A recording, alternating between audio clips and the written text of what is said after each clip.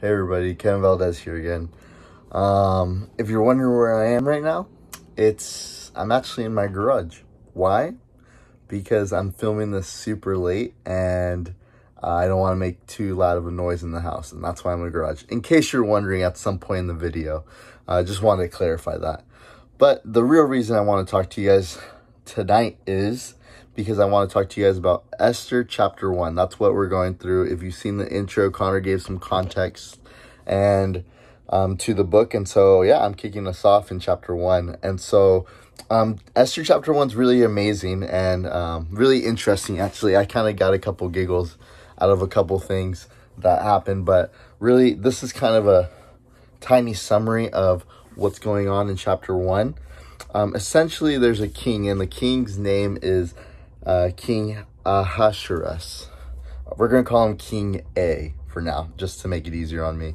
And King A was king over, it says that he reigned, or he was the ruler, like the amount of land that he ruled over was from India all the way to Ethiopia. If you look at, take a second before you read and look at a map and look how big of a space that is. That's an insane amount of territory to own as a king, from India to Ethiopia. And we see that in verse 1. Anyways, it says that he was so into himself and he was just celebrating himself because he's so awesome, an incredible king. That's basically what it's saying there, that he wanted to celebrate with everybody, all the high officials and all the provinces. And so what he decided to do was throw a feast. But this wasn't a one-night thing. This feast was 180 days. That's about 6 months. He threw a 6-month feast to celebrate how incredible he is. It even says that, in verse 4, he did it to show his riches of his royal glory and the splendor and pomp of his greatness. That's why he did it. He wanted everyone to know that he was great. So he throws a 6-month feast, which must have been incredible.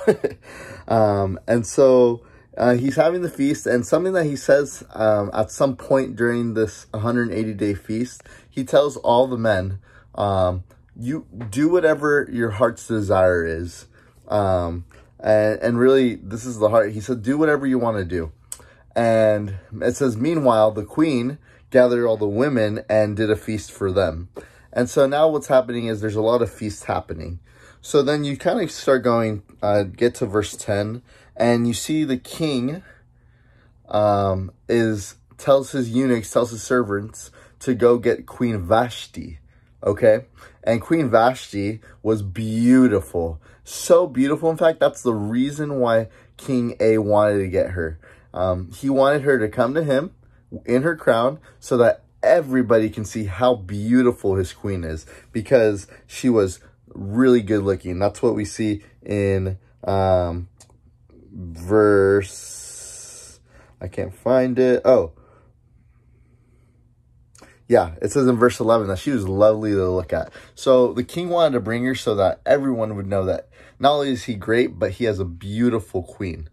But Queen Vashti actually refuses to come to him, and this makes King A so mad, King Ahasuerus. That makes him so upset and so enraged with anger, and so he calls all his servants, his wise men, which include the 7 princes of Persia and Media. And he calls them over and he says, my wife just refused to come to me. What should I do? Give me advice. And so the princes, actually one prince in particular, his name was Memucan. Memucan says, you know what, king?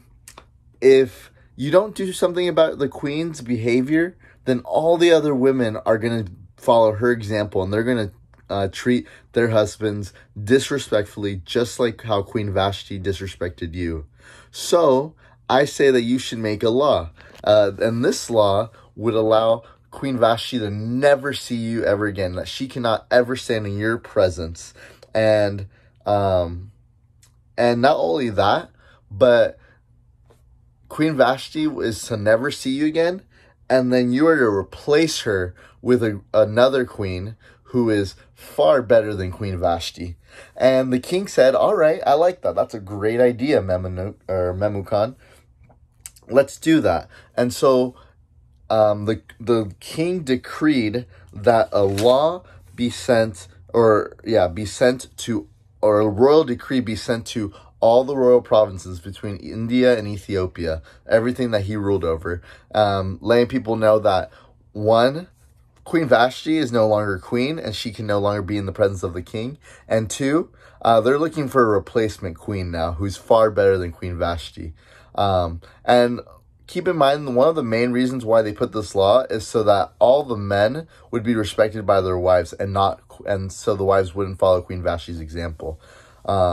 And so this is kind of where the story begins, because of his, because he gets rid of Queen Vashti and not executes her, basically puts her in exile and just gets rid of her out of the story. Now there leaves a place for the queen, and that's where we kind of see where Esther comes in chapter 2, but that'll be tomorrow's video, or tomorrow's reading in Esther chapter 2. But yeah, what I wanted to talk to you guys, something that stood out to me was really God's sovereignty. That's what I want to talk to you guys about. You see here, had the king not thrown that feast, and had he not been drunk with wine, and had Queen Vashti not refused to come to him, he would have never made the law to replace Queen Vashti with a new queen. And therefore, if that law never came into place, Esther wouldn't have been chosen, and the people of Israel wouldn't have been rescued or restored, and God's name would not be glorified in this time of history through the people of Israel. But that all did happen. The king did get drunk. He did replace his queen, and that's where the story unfolds. But don't get this confused with a coincidence or accident. This wasn't an accident that Queen Vashti was refusing to see the king, and it wasn't an accident that the king decided to go with Memucan. Even what Memucan, the prince that came up with this idea, even that idea was not his own. Okay, God had a plan all along, and it points to his sovereignty. What is sovereignty? Sovereignty basically means it's God is supremely and ultimately in control. End of the day, he always has the final decision, and he's always in control, and he's never caught off guard. It's something similar to, if you think about a tapestry or a woven blanket. Sometimes what we see is threads, right? In our life, we see threads, and we see just little tiny sections of the tapestry or the woven blanket. But what God sees is the finished product. You see, we're seeing each thread being woven and working along with the other strands of the other strands. But what God sees is the whole picture. He sees the whole tapestry, and he sees the final product. And so what's happening here in the book of Esther is that we're seeing a thread being weaved right now through history, and God's in control of it, and he's using these moments for his own purposes. Now, we have the book of Esther, and so we can see what God's purposes is in this. We can see what God is up to. But there's often in our lives where we don't know what God's up to. But God's always on the move, and God's always working. And so what we normally see a lot of the times in our own life are just pieces of the tapestry.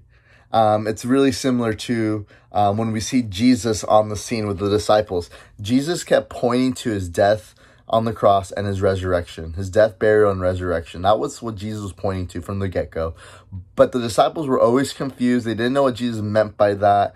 And it just really put a lot of doubt and fear in them about why in the world is Jesus talking about his death, and why did Jesus even die in the first place, right?